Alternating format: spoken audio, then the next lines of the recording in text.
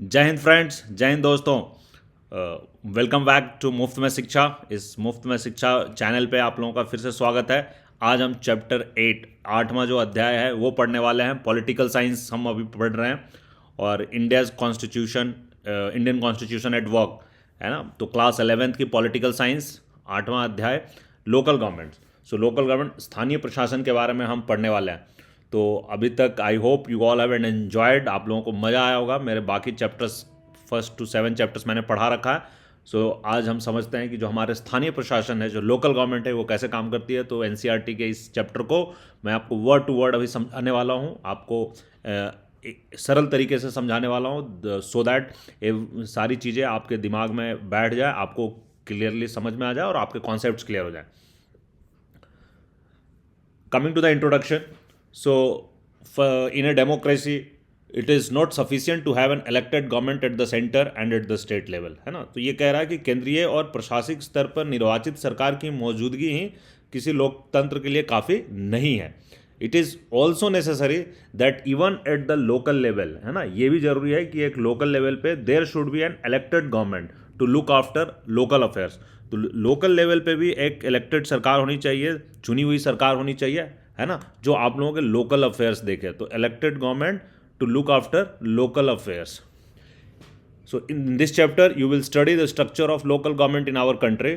सो इस चैप्टर में हमारे भारत देश में, हमारे प्यारे देश में लोकल गवर्नमेंट का क्या संरचना है, क्या स्ट्रक्चर है, हम उसको पढ़ने वाले हैं।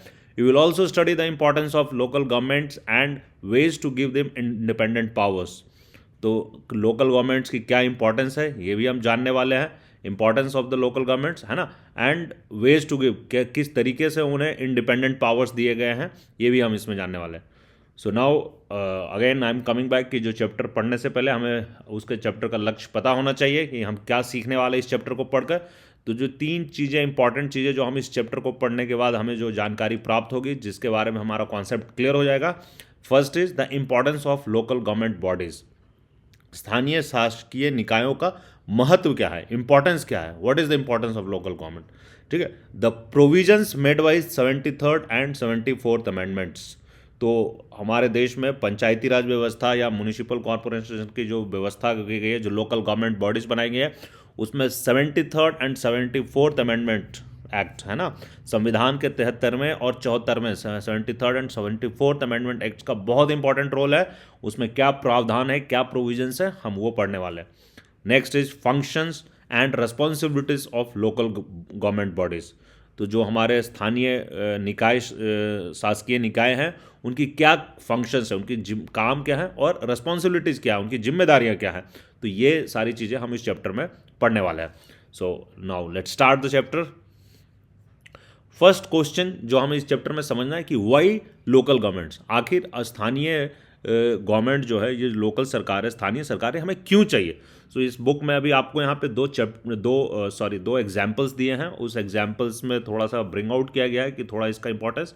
सो I will skip this example, I will directly come to the topic, main topic, है ना। So local government is government at the village and district level, है ना। लोकल गवर्नमेंट क्या है, एक सरकार है, गवर्नमेंट एट विलेज, गांव के स्तर पे और जिले के स्तर पे, government at village and at district level. Local government is about government closest to common people. Of course अगर वो गांव और जिले के स्तर पे है ना, केंद्र और राज्य के स्तर पे नहीं, कहाँ, गांव और जिले के स्तर पे, तो of course it is closest to the common people. तो जो आम जनता है, आम लोग हैं, उसके सबसे नज़दीक की जो सरकार है वो लोकल गवर्नमेंट है।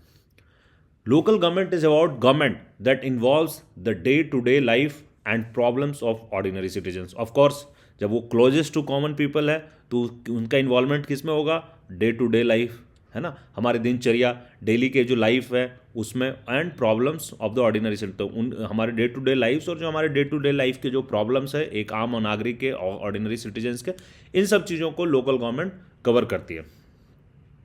So local government believes that local knowledge and local interest are essential ingredients for democratic decision making। तो जो स्थानीय सरकार है वो क्या विश्वास करती है कि जो लोकल नॉलेज और लोकल इंटरेस्ट है ना, जो लोकल ज्ञान है और लोकल इंटरेस्ट है, लोगों की रुचियां हैं, are essential ingredients for democratic decision making. तो अगर डेमोक्रेटिक लोकतांत्रिक डिसीजन मेकिंग करना है, डेमोक्रेटिक डिसीजन मेकिंग करना है जहां पे प्योर लोकतांत्रिक फैसले लिए जाए, वो तभी होंगे जब उस फैसले के बीच, उस फैसलों के लेने के में जो इंग्रेडिएंट्स है, जो फीडबैक है, जो इनपुट्स आ रहे हैं, वो क्या है, that inputs are local knowledge and local interest. इन दोनों की चीज़ों की है तो सही होगा, है ना। सो इसको हम कह सकते हैं कि स्थानीय ज्ञान और स्थानीय हित बेसिकली लोकतांत्रिक फैसले लेने के लिए अनिवार्य घटक हैं, एसेंशियल इंग्रेडिएंट्स हैं। They are also necessary for efficient and people friendly administration. और उनकी और क्या जरूरत है, ये एफिशिएंसी को बढ़ाएगा। ऑफकोर्स जब ये लोकल लेवल पे हमारी लोकल मुद्दे को देखा जा रहा है तो ये एफिशिएंट है ना, एंड पीपल फ्रेंडली है एडमिनिस्ट्रेशन। ऑफकोर्स जब वो हम, क्योंकि हम आए दिन अपने एमपी एमएलए से तो मिल नहीं सकते, क्योंकि वो एमएलए तो पूरे एक असेंबली कॉन्स्टिट्यूंसी देख रहा है, और एमपी तो पूरे ऑलमोस्ट एक 6-7 असेंबली कॉन्स्टिट्यूंसी मिलाकर एक एमपी की कॉन्स्टिट्यूंसी होती है। तो इतनी सारी जनसंख्या है एक कॉन्स्टिट्यूंसी में, तो हमारे जो स्थानीय मुद्दे हैं वो उनके पास ले जाना या उनसे सॉल्व करवाना और डिफ़िकल्ट है, it's not so efficient and not so people friendly. But जो लोकल गवर्नमेंट है, इसमें जो हमारे ग्राम पंचायत होते हैं या जो लोकल बॉडीज़ के मेंबर्स होते हैं, वार्ड सदस्य होते हैं, तो ये इनका इनका जो कॉन्स्टिट्यूएंसी हम कहेंगे कि वो काफ़ी छोटा है, तो ये कम लोगों कम लोगों के ग्रुप से चुनकर आते हैं, तो इनका interaction is much more with the common people of course. So इसलिए इनका एफिशिएंट होना और पीपल फ्रेंडली होना जायज़ है। The advantage of local government is that it is so near the people. वही ऑफकोर्स जो मैं आपको बताया कि ये जनता के बहुत ही करीब होते हैं, है ना, क्योंकि ये छोटे से समूह को रिप्रेजेंट कर रहे हैं। ऑफकोर्स एक अगर बड़े से समूह को रिप्रेजेंट करने के तो वहाँ पे रिप्रेजेंटेशन का थोड़ा सा प्रॉब्लम होगा, क्योंकि आपके हर एक लोगों के इंडिविजुअल मुद्दे वहाँ नहीं पहुँच सकते।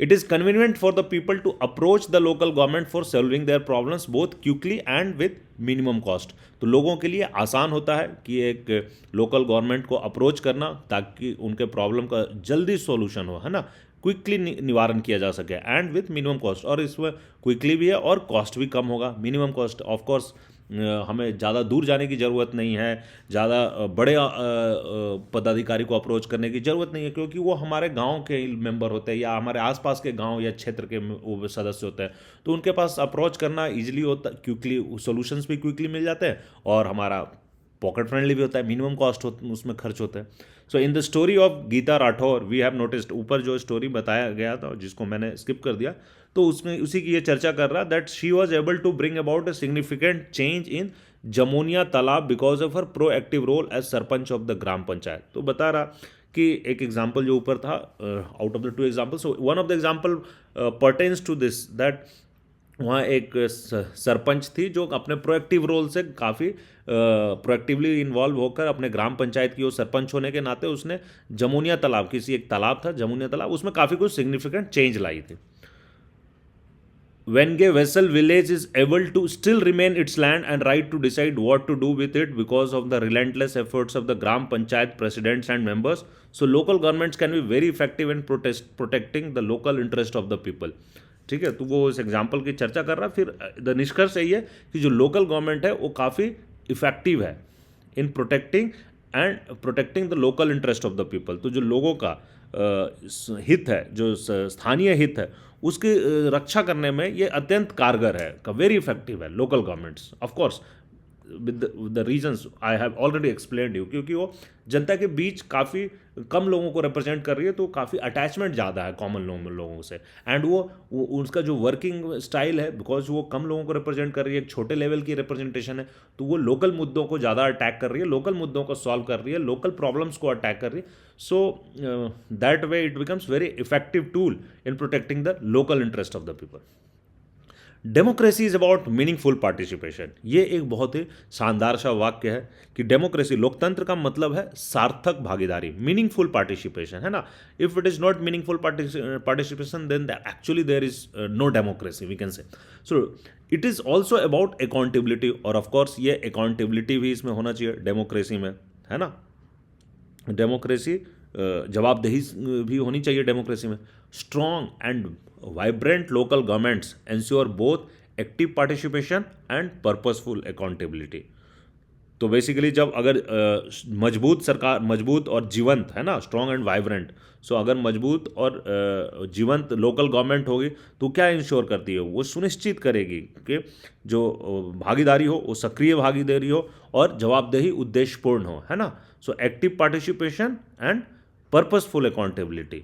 सो जो पार्टिसिपेशन हो वो बहुत सक्रिय हो और जो जवाबदेही हो, अकाउंटेबिलिटी हो, उद्देश्यपूर्ण हो, उसका पर्पस हो। सो again it's coming back to the same example. So now I am coming to it is at the level of local, it is at the level of local government that common citizens can be involved in decision making concerning their lives, their needs and above all their development, है ना। तो ये स्थानीय सरकार, it is at the level of local government, local government के level पे ही possible है कि common citizen can be involve in decision making, जो आम नागरिक है उसको भी डिसीजन मेकिंग के प्रोसेस में इन्वॉल्व किया जा सकता है ना। जो उनकी ज़िंदगी से जुड़े हुए हैं, जो उनकी ज़िंदगी के कंसर्न्स हैं, उसके जो मुद्दे हैं, उन डिसीजन मेकिंग में आम जनता को भी इन्वॉल्व किया जा सकता है एंड उनके ज़रूरतों को, नीड्स को और उनके विकास को सर्वोपरि रखा जा सकता है। It is necessary that in a democracy, tasks which can be performed locally should be left to the hands of the local people and their representative. तो ये भी ज़रूरत है कि एक लोकतंत्र में, एक सही लोकतंत्र में ये ज़रूरत है कि जो काम लोकल लेवल पे किया जा सकता है ना, उसको लोकल लोगों के हाथों में ही छोड़ देना चाहिए, है ना। So in the hands of the local people, वो या खुद से या उनके अपने रिप्रेजेंटेटिव्स के थ्रू, उनके प्रतिनिधित्व के थ्रू, तो जो लोकल रिप्रेजेंटेटिव्स होंगे उसके थ्रू वो अपने मैनेज कर सकते हैं। So common people are more familiar with their local government than with the government at the state or national level. Of course, ये कॉमन सी बात है कि जो आम नागरिक है, कॉमन पीपल है, वो लोकल गवर्नमेंट के साथ ज़्यादा फेमिलियर होंगे, मोर फेमिलियर, है ना, as compare to the state government. और अगर नेशनल लेवल की गवर्नमेंट होगी तो उसके कंपेरिजन में उनकी familiarity with the local government ज़्यादा होगी। They are also more concern with what local government does और has failed to do so, as it has a direct bearing and impact on their day to day life. तो उनका क्या है कि उनके जो दे आर मोर कंसर्न, वो ज़्यादा चिंतित होते हैं कि लोकल गवर्नमेंट क्या कर रही है, क्या नहीं कर रही है, क्या कर पा रही है, कहाँ फेल हो रही है, क्योंकि ये सब चीज़ें जो लोकल गवर्नमेंट जो काम कर रही है वो उनके डायरेक्ट अफेक्ट करता है, उनके डे टू डे लाइफ को डायरेक्ट इम्पैक्ट करता है। तो इसलिए उनमें उनका भी इंटरेस्ट, उनका भी कंसर्न इसमें ज़्यादा होता है। दस strengthening local government is like strengthening democratic process. तो हम कह सकते हैं कि एक लोकल गवर्नमेंट को अगर हम मजबूत कर रहे हैं, स्थानीय शासन को मजबूत कर रहे हैं, तो ओवरऑल एक्चुअली हम डेमोक्रेटिक प्रोसेस जो लोकतांत्रिक व्यवस्था है, जो लोकतांत्रिक प्रक्रिया है, उसको मजबूत कर रहे हैं। सो नेक्स्ट टॉपिक आता है दोस्तों, growth of local government in India, है ना। भारत में स्थानीय शासन का विकास, तो भारत में स्थानीय शासन का विकास कैसे हुआ, अब हम इस टॉपिक के अंदर डिस्कस करने वाले हैं। So now let us now discuss how local government has grown in India and what our constitution says about it, है ना। तो अब हम बात करते हैं कि भारतीय शासन में लोकल प्रशासन, जो लोकल गवर्नमेंट है, इसका कैसे ग्रोथ हुआ है ना, कैसे ये विकास किया है और इसका हमारे संविधान इसके बारे में क्या विचार रखता है, संविधान में क्या लिखा हुआ है इसके बारे में। It is believed that self governing village communities existed in India from the earliest times in the form of सवाज, है ना, विलेज असेंबली। तो ऐसा माना जा रहा है कि जो सेल्फ गवर्निंग विलेज कम्युनिटी है ना, जो खुद से अपने शासन चलाने की जो कम्युनिटी है, जो समुदाय है, ये भारत में वर्षों से चला आ रहा है, काफ़ी समय से चला आ रहा है, पुराने समय से चल रहा है। और उस समय ग्राम सभा के रूप में, है ना, सभाज, विलेज असेंबलीज के रूप में ये एग्जिस्ट किया करता था भारत में। In the course of time these village bodies took the shape of panchayat, and थोड़े समय के बाद ये जो ग्राम सभा थी, जो विलेज बॉडीज थी, ये एक पंचायत का रूप ले ली। एन असेंबली ऑफ 5 पीपल, तो 5 लोगों के मिलकर पंचायत बनती थी। 5 लोग बैठकर किसी मुद्दे को सुलझाते थे तो वो पंचायत कहलाता था। So and these panchayat resolve issues at village level, तो ये ग्राम लेवल पे, गांव के लेवल पे ये पंचायत ही मुद्दों को सुलझा देते थे, resolve issues at village level. Their role and functions kept on changing at different points of time, of course समय के साथ साथ उनकी पंचायतों की भूमिका और काम बदलते रहे। In modern times elected local government bodies were created after 1882। So अगर हम आधुनिक समय की बात करते हैं तो सन 1882 1882 के बाद elected local government bodies were created, है ना, चुने हुए लोकल गवर्नमेंट, निर्वाचन किए हुए स्थानीय शासन। सो लॉर्ड रिपन एक आप जानते हैं कि वाइसराय थे. So who was the viceroy of India at that time, 1882 के आस टाइम पे लॉर्ड रिपन भारत के वाइसराय थे. Took initiative in creating these bodies, तो उन्होंने काफ़ी इनिशिएटिव लिया, काफ़ी इंटरेस्ट लिया इन बॉडीज़ को बनाने में. दे वेयर कॉल्ड लोकल बोर्ड्स, तो इसको लोकल बोर्ड्स कहा जाता था. However, due to slow progress in this regard, the Indian National Congress urged the government to take necessary steps to make all local bodies more effective. तो इसमें काफ़ी progress बहुत slow था, तो इसलिए जो भारत के उस समय जो मूवमेंट को लीड कर रही थी इंडियन नेशनल कांग्रेस जो है, वो एक बहुत बड़ी पार्टी थी उस जमाने की, और भारतीय मूवमेंट को आंदोलन के भारतीय राष्ट्रीय आंदोलन को इंडियन नेशनल मूवमेंट को लीड कर रही थी. So they urge the government, उन्होंने गवर्नमेंट को रिक्वेस्ट किया to take necessary steps to make all local bodies more effective. तो सारे जो लोकल बॉडीज है, स्थानीय बोर्ड को ज़्यादा कारगर बनाने के लिए जरूरी कदम उठाएं, ऐसा सरकार से उन्होंने मांग रखी. Following the Government of India Act 1919, village panchayat were established in number of provinces. तो गवर्नमेंट ऑफ इंडिया एक्ट 1919 के बाद, है ना, गवर्नमेंट ऑफ इंडिया एक्ट 1919 के बाद विलेज पंचायत स्थापित किए गए बहुत सारे प्रोविंसेस में, बहुत सारे राज्यों में, हम कह सकते हैं उस समय के प्रोविंसेस, प्रांत है, जो प्रांतों में थे उसमें विलेज पंचायत एस्टेब्लिश किए गए. This trend continued after the government of India act 1935, और ये गवर्नमेंट ऑफ इंडिया एक्ट 1935 के बाद भी ये कंटिन्यूड रहा. तो ये आपको थोड़ा सा याद रखना है कि who was involve the Lord Ripon. ये आ सकते हैं किसी कॉम्पिटिटिव एग्जाम्स में भी पूछा जा सकता है कि lord Ripon was the viceroy in 1882, he took initiative in creating local bodies. Then government of India act 1999 के बाद विलेज पंचायत स्टैब्लिश किए गए प्रोविंसेस में. तो ये दोनों पार्ट थोड़ा सा आप याद रखिएगा, क्योंकि ये कॉम्पिटेटिव एग्जाम्स में भी पूछे जा सकते हैं. एनीवे आपके अपने स्कूल एग्जाम्स के लिए तो ये चीज़ों में समझा ही रहा हूँ, but in future competitive exams में भी ये पूछा जा सकता है. और जो लोग जनरल नॉलेज के लिए इस चैप्टर को समझ रहे हैं, तो कॉम्पिटेटिव एग्जाम्स में इन पर सवाल आ सकते हैं. During India's freedom movement, Mahatma Gandhi had strongly pleaded for decentralisation of economic and political power. तो जब भारतीय स्वतंत्रता संग्राम का आंदोलन चल रहा था, तो उसमें जो हमारे सबसे टॉप लीडर थे महात्मा गांधी, उन्होंने काफ़ी मजबूती से जोर देकर कहा था कि आर्थिक और राजनीतिक सत्ता का विकेंद्रीकरण होना चाहिए, डिसेंट्रलाइज होना चाहिए. क्या क्या? इकोनॉमिक एंड पॉलिटिकल पावर, है ना. ही believed that strengthening village panchayat was a means of effective decentralization. और इफेक्टिव डिसेंट्रलाइजेशन, इफेक्टिव विकेंद्रीकरण, है ना, पावर को सेंट्रल में कुछ हाथों में केंद्रित नहीं करना है, बाहर बांटना है, डिसेंट्रलाइज करना है. तो you believe that village panchayat को अगर हम स्ट्रेंथनिंग करेंगे, अगर हम ग्राम पंचायतों को मजबूत करेंगे, तो ये इफेक्टिव विकेंद्रीकरण होगी, डिसेंट्रलाइजेशन होगी. All development initiatives must have local involvement in order to be successful. तो बेसिकली कोई भी विकास का जो इनिशिएटिव है, अगर देश विकास करना चाहता है, तो लोकल लेवल पे इन्वॉल्वमेंट होना जरूरी है, तभी वो सफल हो पाएगा. ये गांधी जी का विचारधारा. Panchayat therefore were looked upon as instruments of decentralisation and participatory democracy. तो जो पंचायत थे उसको क्या, सहभागी लोकतंत्र, है ना, पार्टिसिपेटरी डेमोक्रेसी, वो डेमोक्रेसी जिसमें पार्टिसिपेशन हो लोगों का ज़्यादा. तो पंचायत क्या था, इंस्ट्रूमेंट्स थे फॉर डिसेंट्रलाइजेशन.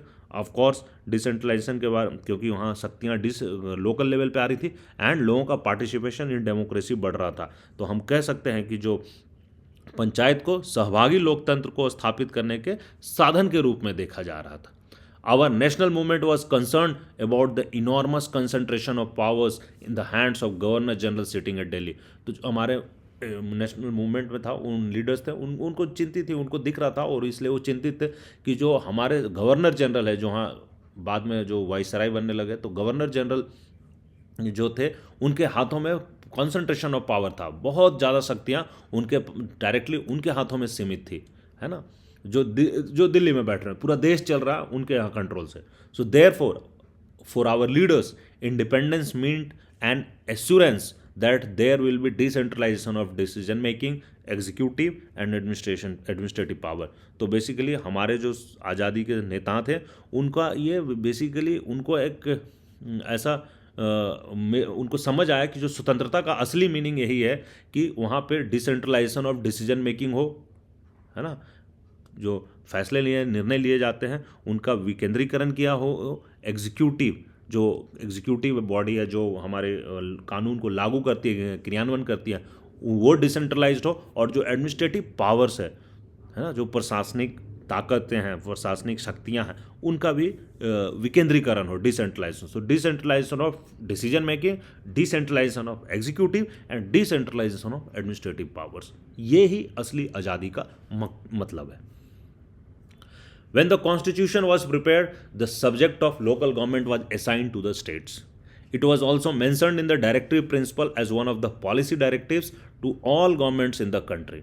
So basically जब संविधान बनाया जा रहा था तो जो लोकल गवर्नमेंट का जो सब्जेक्ट था वो राज्यों को दिया गया, है ना, जो राज्यों की सूची है उसमें चली गई, है ना। It was also mentioned in the directive principle, जो हमारे नीति निर्देशक तत्व है डायरेक्टिव प्रिंसिपल, उसमें भी one of the policy directives है, एक नीति निर्देशक तत्व में एक नीति है कि दैट गवर्नमेंट्स, सारे गवर्नमेंट जो हैं वो लोकल गवर्नमेंट बनाने के लिए कोशिश करें।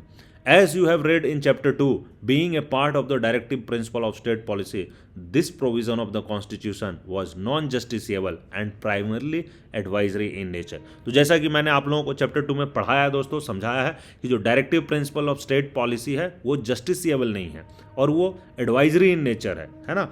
तो वो बेसिकली आप उसको इन्फोर्स नहीं कर सकते हैं, है ना, बट वो गवर्नमेंट को एक एडवाइजरी है, एक गाइडलाइंस है कि ऐसे बढ़ने के लिए। तो इसीलिए हमारे जो लोकल गवर्नमेंट का जो बॉडी सेटअप करना था, ये इनिशियली हमारे संविधान में डायरेक्टिव प्रिंसिपल के रूप में ही सिर्फ था, वहाँ तक ही था। तो ये 100% लागू नहीं हुआ था, बिकॉज वो बाकी चीज़ें मैंने आपको डिटेल में चैप्टर 2 में पढ़ाया है कि क्यों डायरेक्टिव प्रिंसिपल्स को इन्फोर्सेबल नहीं बनाया गया, क्योंकि उस समय the country as a whole was not empowered much to implement all to ensure enforcement of all directive principle of state policies, है ना। सो इसलिए इनको राइट्स की बजाय इनको डायरेक्टिव प्रिंसिपल्स में रखा गया था। Now, it is felt that the subject of local government, including panchayats, did not receive adequate importance in the constitution. तो ऐसा महसूस हुआ कि जो गवर्नमेंट, लोकल गवर्नमेंट का जो सब्जेक्ट है, जो ये विषय है ना, local subject of local government, पंचायतों को लेकर इंक्लूडिंग पंचायत, इसको सफिशिएंट इंपॉर्टेंस संविधान में नहीं मिल पाया, है ना। इनको जितना मिलना चाहिए था यथोचित महत्व, उतना संविधान में नहीं मिल पाया। Do you know why this happened? A few reasons can be advanced here. तो ऐसा क्यों हुआ? तो firstly the turmoil due to the partition resulted in strong unitary inclination in the constitution. तो जो भारत आज़ाद हुआ तो उस समय इतना ज़्यादा देश विभाजन के बाद खलबली जो मच गई पूरे देश में, तो टर्मोइल ड्यू टू पार्टीशन, है ना, पूरा लड़ाई झगड़े ये होने लगे, दंगे फसाद होने लगे, फिर भारत पे बेसिकली इंडिया पाकिस्तान एक वॉर हो गया, तो काफ़ी सिचुएशन काफ़ी टर्मोइल भरा हुआ था उस समय। तो उस समय क्या हुआ कि एक इंक्लिनेशन हो गया, झुकाव हो गया, स्ट्रॉन्ग यूनिटरी, केंद्र को मजबूत करने के प्रति एक झुकाव हो गया, है ना। Nehru himself looked upon extreme localism as a threat to unity and integration of the nation. तो जो हमारे उस समय के सबसे बड़े प्रोमिनेंट लीडर थे, जो भारत के प्रथम प्रधानमंत्री थे, जवाहरलाल नेहरू जी, उनको ऐसा लगा कि जो अगर हम लोकलिज्म को बहुत ज़्यादा बढ़ावा देंगे, मतलब इसको अत्यधिक स्थानीयता दिया जाएगा, तो ये देश के unity, threat to unity and integration, जो हमारे राष्ट्र की एकता और अखंडता है, उसके लिए बेसिकली ये एक खतरा हो जाएगा, ऐसा उनको फील हुआ। So, first thing, the turmoil due to the partition resulted in strong inclination towards unitary government. Now, second is there was a powerful voice in the Constituent Assembly led by Dr. B.R. Ambedkar, which felt that the faction and the caste-ridden nature of rural society would defeat the noble purpose of local government at rural development. तो जो हमारे संविधान सभा के जो एक और बहुत ही पावरफुल लीडर थे, है ना, डॉक्टर बी आर अम्बेडकर, उनको ऐसा महसूस हो रहा था, उनकी ऐसी सोच थी, उनका ऐसा फीलिंग था कि दैट जो हमारा जो गांव है, जो हमारा ग्रामीण क्षेत्र है, रूरल सोसाइटी है, वो बहुत ही फैक्शन एंड कास्ट रिडन है, वो बहुत बटा हुआ है और जातियों में और विभाजित है। तो चूंकि वो काफ़ी हमारे जाति पाति और आपसी फूट में बटी हुए, तो ये सब क्या होगा, जिस पर्पस के लिए, जिस नोबल पर्पस के लिए, जिस अच्छे उद्देश्य के लिए ये बन रहा है, ये लोकल गवर्नमेंट का बनाया जा रहा लोकल रूरल लेवल पे, वो उद्देश्य ही पूरा नहीं होगा, ये ख़त्म हो जाएगा।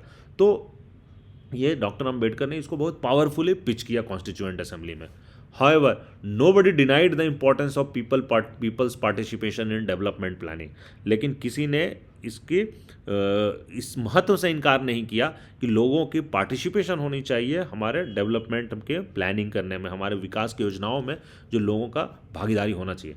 Many members of the Constituent Assembly wanted village panchayats to be the basis of democracy in India. But they were concerned about factionalism and many other ills present in the village. तो बहुत सारे जो constituent assembly के सदस्य थे, they wanted village panchayat to be, वो चाहते थे कि जो ग्रामीण पंचायतें हैं, गांव की पंचायतें हैं, वही बेसिस ऑफ डेमोक्रेसी हो, लोकतंत्र का जो बेस हो वो वही हो, आधार लोकतंत्र का ग्रामीण पंचायत हो. But they were concern about factionalism.